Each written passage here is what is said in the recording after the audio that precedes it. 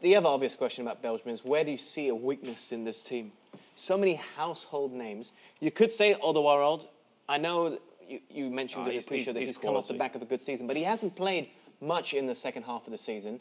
You've got two players who are playing in China, so they probably haven't been tested to the same degree as some other players.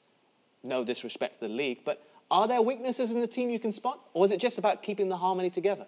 Is that the biggest weakness?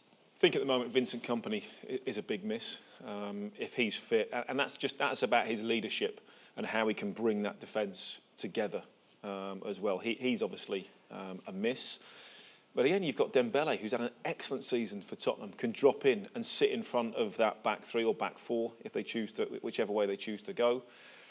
There aren't too. If they play well, there aren't too many.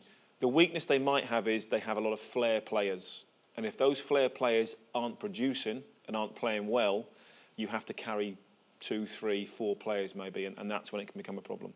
What about yourself, Gilberto? Weaknesses in this side? Well, I think, for this game, it's quite difficult to say many things, Danny was great when he pointed at the flair players, but, it's too early to point with which position they can be, weak.